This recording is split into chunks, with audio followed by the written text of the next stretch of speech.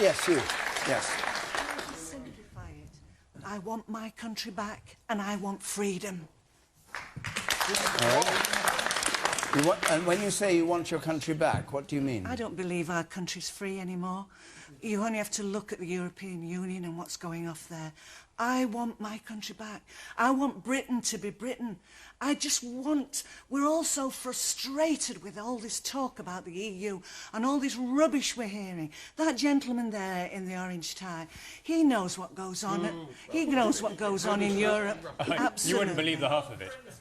Who here is seeing the benefits of Brexit? Whoa. OK, so none of you... Nobody. No one has put the... Yes, go on. There's one hand up. Let's hear from you. Fair play. I would say independence from like outside non-sovereignty. Like what the EU stands for is making laws for the states that are a part of it, rather than the states making the decisions and the laws for themselves. It gives us sovereignty being away from that instead, and if being in a longer queue is something is a cost, I'd rather that. You'd rather that's the price We've sort of forgotten about Brexit a little bit in recent political discourse. I don't know about you, but I'm reminded every time I try to join a passport queue in an airport. What are the proposed benefits of Brexit that I'm meant to be feeling at the moment? Because I don't know what they are. And what would the next government do to try and make some? Brexit is simply crippling industry in the UK. I live it every day of my job. What does the government... And what is your job? I work in manufacturing. The crucial thing that we've gained by leaving the EU is just that regulatory freedom to be able to make laws that work for us. And we have. So why do you think everyone's... Why is everyone laughing at that, George, do you think? What do you think that response means? The reality is, as it is now, the form of leaving the European Union that's been chosen does create extra burdens for businesses to trade with Europe. It isn't just the challenge around trade with Europe. We've actually seen a fall in trade with the loss of with the rest of the world as well, actually. We had a party political broadcast earlier on this week by the Conservatives who said that actually Welsh farmers had much opportunities in sending Welsh lamb to Australia. I didn't, you know, I think Australia have got a few more sheep than we have. They have. They've got lots and the woman in the... Poor old George is doing his best to tell us that it was a good idea to leave the European Union, but I can't think of a single benefit that has come out of it yet. And that's the thing, that Jacob Rees-Mogg had to ask people, what do you think that the opportunities might be, what the benefits are? And again, I'm afraid it's another example of Tory lies, because we were told we would be not a penny worse off. Instead, we're going to be £1 billion worse off.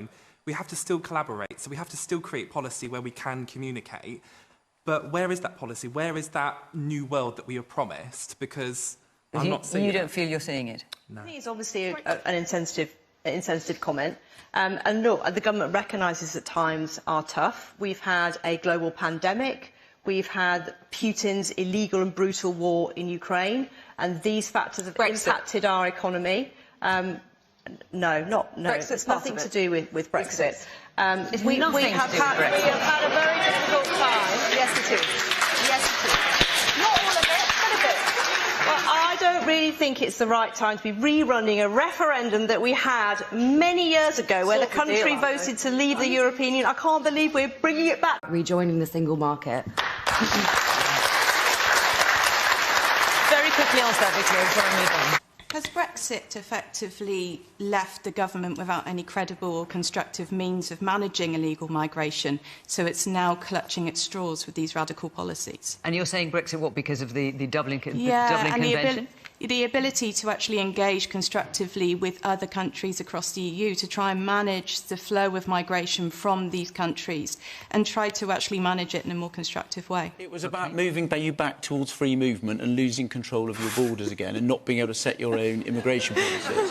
And that is something that we, the public, decided it wanted to do when we left the European Union. Now, hang on a second. Why do you think, when you said that... Well, no, let me answer... Wait a minute. When you said that, because we've got an audience here and we're responding to that, why do you think people were laughing? Well, some people did, but let me just... Quite a lot. The great unmentionable in all this is Brexit. No one's talking about Brexit. Well, 8 years after that referendum, I was somebody who voted Remain, was adamant you can't just have another referendum immediately. I just thought that Ramoning that was going on was ridiculous.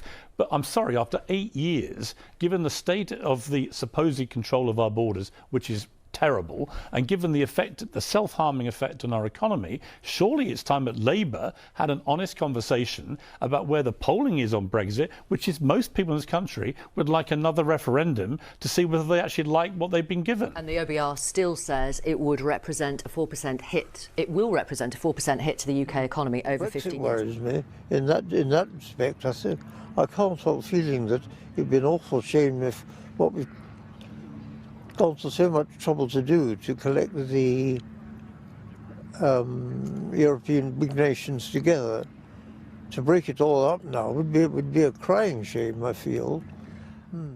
The election continues. No one mentions Brexit, but actually it's front and centre of everything because it's absolutely ruining our economy. Hope you enjoyed the video. Don't forget to comment, and if you haven't subscribed, subscribe.